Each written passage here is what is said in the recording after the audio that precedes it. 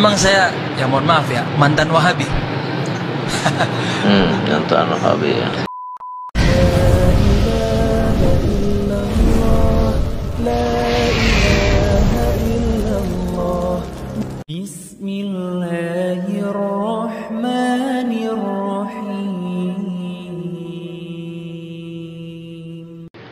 Assalamualaikum warahmatullahi wabarakatuh, kaum muslimin dan muslimat yang dirahmati Allah Subhanahu wa taala.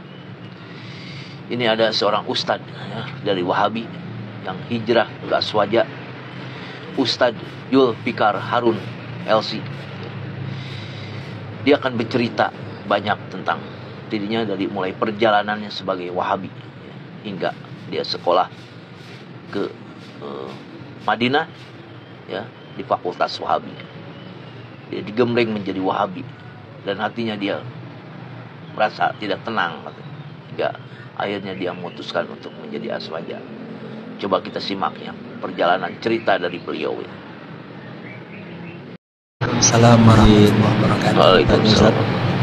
Kalau lihat biografi Ustadz, kita agak heran juga. Ustadz kan lulusan Madinah, Ustadz.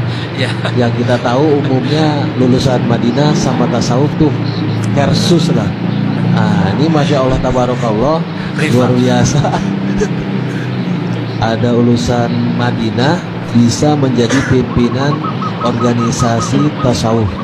Ini mohon pencerahan, mudah-mudahan ada saudara-saudara kita yang lulusan Madinah juga menonton bisa terinspirasi. Mohon maaf atas kurang sopanan ini Ustaz. Assalamualaikum warahmatullahi wabarakatuh. Waalaikumsalam warahmatullahi wabarakatuh. Ini beberapa kali ditanya ke saya. Baik, Bapak Ibu sekalian makan Allah Subhanahu wa taala. Memang saya, ya mohon maaf ya, mantan Wahabi. Mantan Wahabi ya. Sebelumnya kita sejak kecil SD sampai masuk SMP itu, karena SMP kita alhamdulillah kebetulan di pesantren itu Kiai Aswaja, tapi sempat kecolongan memberikan kesempatan salah seorang lulusan Madinah ngajar di situ.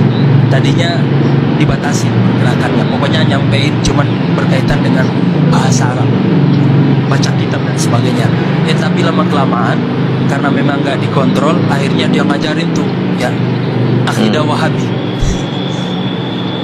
Alhamdulillah sempat merasakan jadi Wahabi cukup lama, dari SMP, SMA sampai kemudian kita kuliah. Kita pernah S1 di salah satu kampus di Makassar yang ya kita sebutkan aja Stiba. Kampus memang berafiliasi ke Wahabi, banyak dapat beasiswa dari Timur Tengah, terusus Madinah ya. Kita lama belajar di situ S1 sambil mengembangkan bahasa Arab.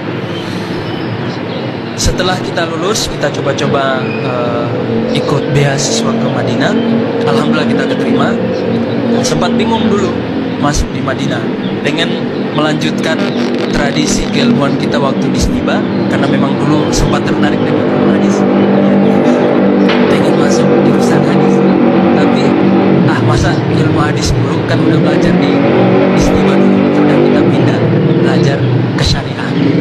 Ternyata syariah tidak seperti jurusan-jurusan para masyayikh di syariah, nggak terlalu peduli dengan akidah, Akhirnya apa?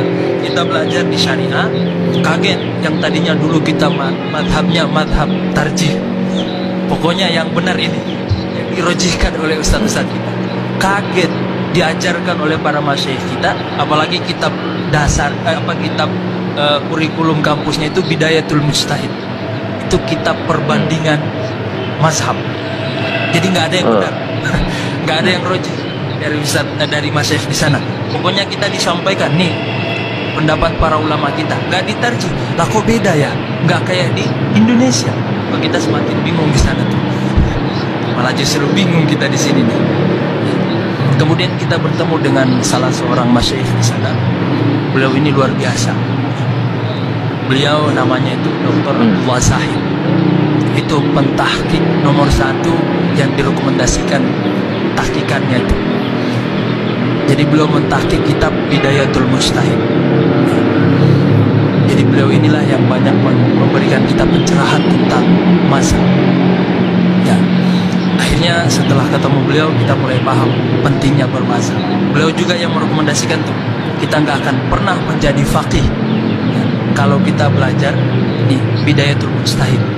Kalau antum pengen jadi faqih, kata beliau, belajar tuh mazhab ente, mazhab yang berkembang di negara kita. Ente jangan pulang, itu pesan beliau ke kita, ente jangan pulang-pulang dari sini bawa mazhab sini. Ente pulang ke Indonesia bawa, ajarkan mazhab Syafi'i. Nah kita bingung, ini Ustadz Wahabi tapi ngajarin begini, ngajarin salah.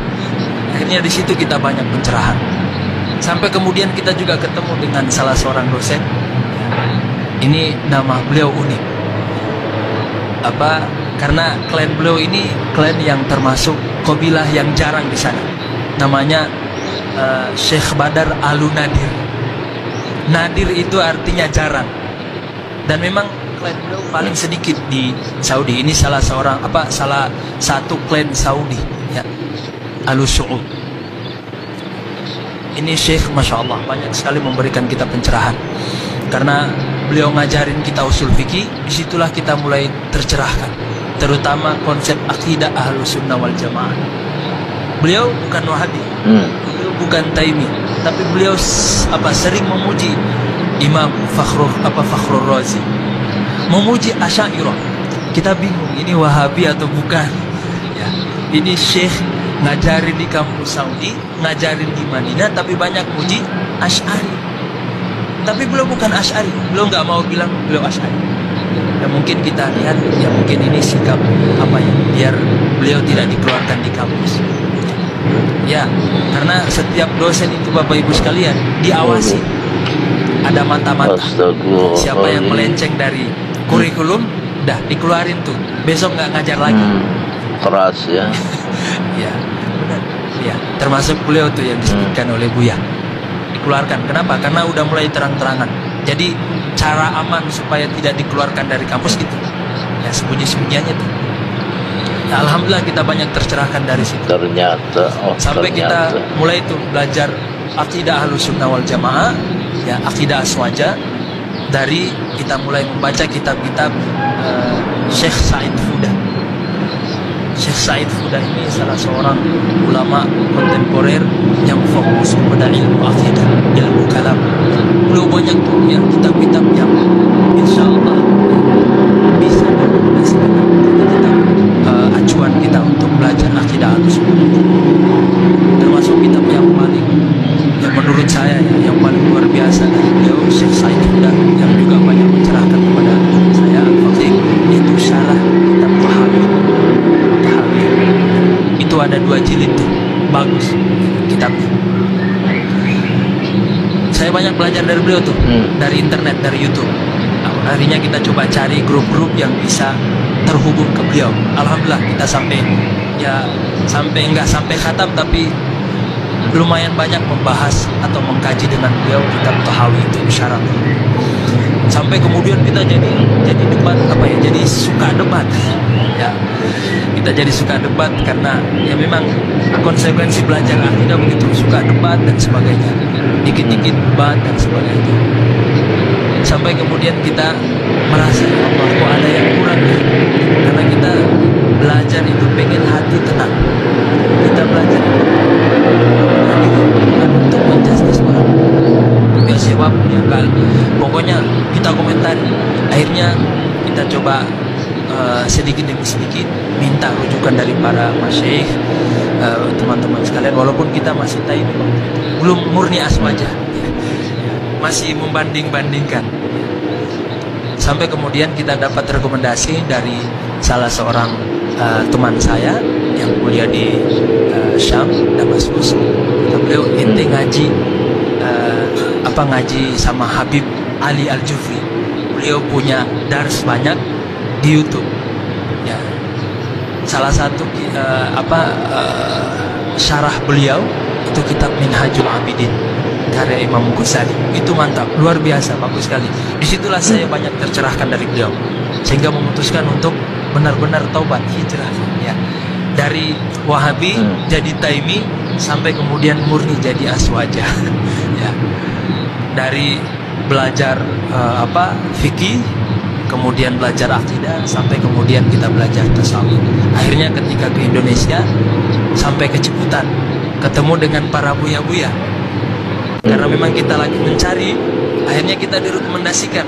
Ya udah, sama salah seorang teman kita, yaudah antum karena kebetulan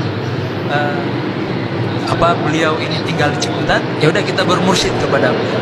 Akhirnya sampai sekarang kita tertarik belajar tasawuf. Kemudian setelah itu kita bertemu lagi dengan para masyaikh, para guru-guru, termasuk Kiai Ahmad Marwazi, juga guru kita mengajarkan Thariqah Qadiriyah dan juga Naqsyabandi TKN, Kiai Ahmad Maryudi. Beliau mursyid di Bogor, mursyid TKN. Ya mungkin itu sejarah singkat saya sampai tertarik kepada ilmu. Nah, semoga ya menjadi pencerahan ya untuk Wahabi juga yang selalu keras ya membid'ah-bid'ahkan, dolalah pinar, ini yang menganggap dirinya paling benar ya. Jadi jangan menganggap dirinya paling benar lah. Kalau tahu orang lain juga punya dalil ya untuk melaksanakan amaliyah ibadahnya. Jadi jangan sampai menganggap orang lain itu belum berilmu ataupun ilmunya masih, ya istilahnya dianggap orang lain itu masih bodoh lah. Jangan seperti itu ya. Kita bisa beramaliyah itu, bisa perbedaan itu jangan dijadikan perpecahan ya. Menjadikan orang lain itu belum istilahnya belum sunnah atau apalah, tidak ada dari sunnahnya atau apa ya. Jadi jangan menjas ya pihak-pihak lain. Silakan mau amaliyah kamu sendiri seperti itu, silakan, tapi jangan sampai memojokkan ya golongan lain, memojokkan madhab lain. Ini yang jadi permasalahan ya. Kita tetap saudara ya. Saudara semuslim, seiman, seagama. Wassalamualaikum warahmatullahi wabarakatuh.